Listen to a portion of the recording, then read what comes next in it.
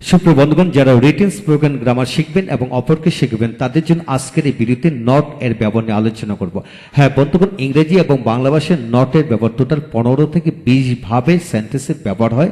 সে সকল বিষয়গুলো নিয়ে আজকের ভিডিওতে আমরা তুলে ধরবো। তাই আসুন ভিডিওটি শেষ পর্যন্ত দেখি, পরিবেশিত বুঝে নিই। আজকের এই ভিডিওটি খান মেথড এ complete book of written spoken English grammar এই বই থেকে নেওয়া হয়েছে। এই বইটির উপরে ইতিমধ্যে 800-র মতো ভিডিও লেকচার তৈরি করে ফেসবুক, ইউটিউবে দেওয়া হয়েছে। সেগুলো দেখুন, প্রতিটি ভিডিও আপনাদের কাজে আসবে এবং ভালো লাগবে। এছাড়া যারা সমস্ত বইয়ের সকল ভিডিও লেকচার নিতে চান পেন ড্রাইভের মাধ্যমে অল্প মূল্যে নিতে পারেন, তাই আমাদের সাথে যোগাযোগ করতে পারেন। এখন আসুন আমরা নট এর ব্যবহার কিভাবে 15 থেকে 20 ভাবে পড়া যায় সে সকল বিষয়গুলো নিয়ে আলোচনা করবা।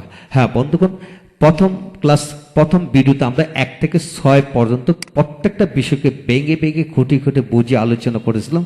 এদের মাধ্যমে কিভাবে শত শত বাক্য বানায় পড়া যায় সেই সকল বিষয়গুলো দেখিয়েছিলাম। যারা প্রথম ভিডিওটি দেখেননি অবশ্যই দেখে নেবেন। আজকে আমরা আলোচনা করব 2 নম্বর ভিডিওতে। আমরা আলোচনা করব 7 থেকে 10, মানে 7 থেকে আমরা 12 পর্যন্ত আলোচনা করব। পরবর্তী 7 থেকে আমরা 14 পর্যন্ত আলোচনা করব। অবশ্যই ভিডিওটি দেখুন, ইনশাল্লাহ এগিয়ে যাবেন।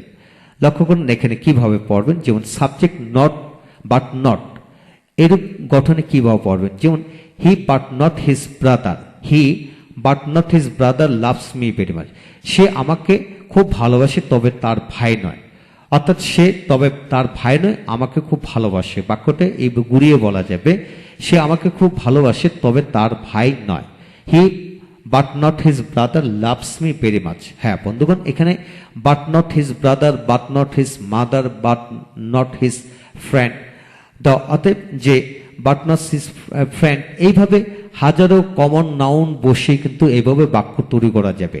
আবার এখানে হিয়ের স্থলে মানে আমি, তুমি, সে, তারা, আপনি, কামাল, জামাল, মা, বাবা, ভাই বোন যে কোনো সাবজেক্ট বসে পড়া যাবে। যেমন তুমি তবে তোমার মা নয়, তুমি তবে তোমার মা নয় আমাকে খুব ভালোবাসো।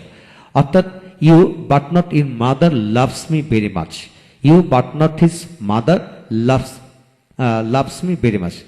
অর্থাৎ তুমি তবে তোমার মা নয় আমাকে খুব ভালোবাসো।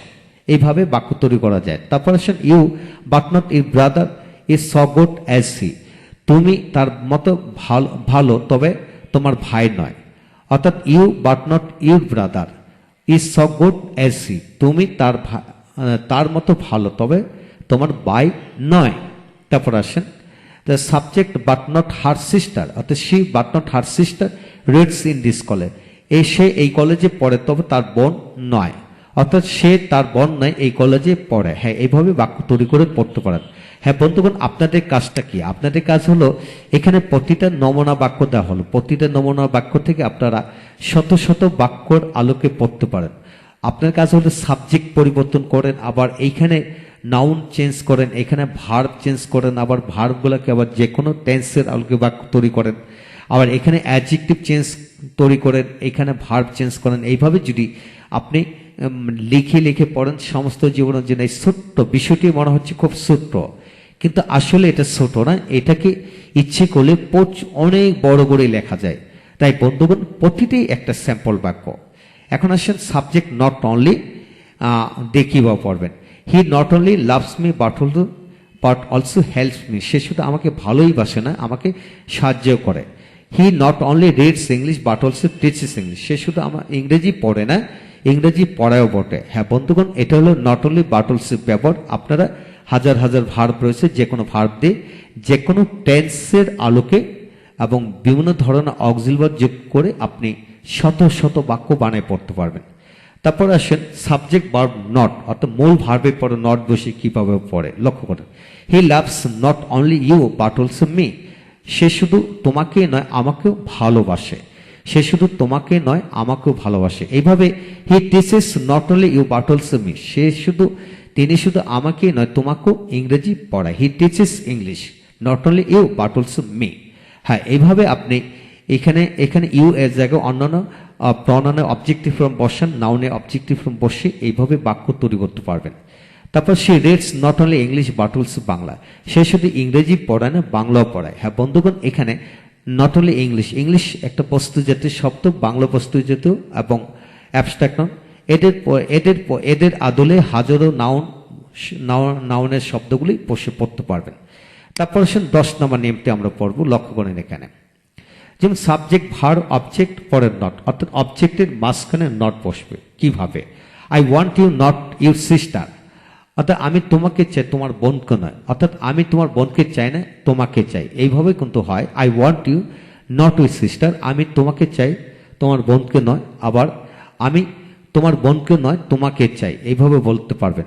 I saw him reading not writing, আমি তাকে লিখতে নয় পড়তে দেখেছিলাম। আমি তাকে কি? I saw him reading not writing, আমি তাকে লিখতে নয় পড়তে দেখেছিলাম। অথবা এভাবে বলা যায়, আমি তাকে পড়তে দেখেছিলাম, লিখতে নয়।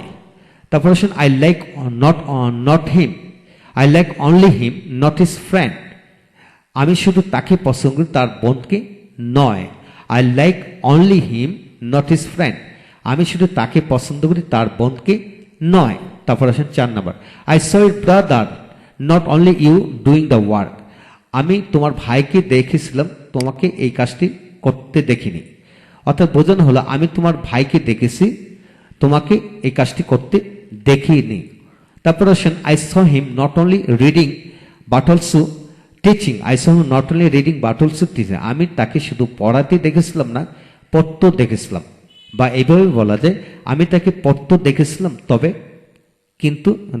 কিন্তু লিখতে নয়। তারপর হি গ্যাভ মি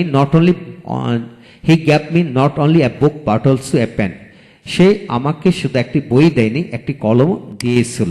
হ্যাঁ বন্ধুগণ, লক্ষ্য করেন যে প্রতিটা বাক্যই কিন্তু একটা থেকে আরেকটা ভিন্নতর। যদি শিখতে চান, ভালো করে শিখুন, এগিয়ে যাবেন।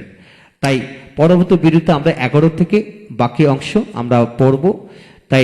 তাই আমাদের সাথে থাকুন। হ্যাঁ বন্ধুগণ, সবগুলো যদি একসাথে এইভাবে বুঝে দেওয়া হয় তাহলে বেস্ট লাগবে। তাই প্রতিটা বিষয়কে অল্প অল্প করে আপনি প্র্যাকটিস করে শিখুন, ইনশাল্লাহ এগিয়ে যাবেন। পরবর্তী ভিডিওতে আমরা 11 থেকে 14 পর্যন্ত প্রতিটা নিয়ম ভিন্নতর অবশ্যই দেখাবো। এইভাবে আমরা 20টি নিয়মের নট 15 থেকে 20 ভাবে ব্যবহার হয়, সেগুলো আমরা দেখবো, শিখবো, ইনশাল্লাহ এগিয়ে যাবো। Thank you very much.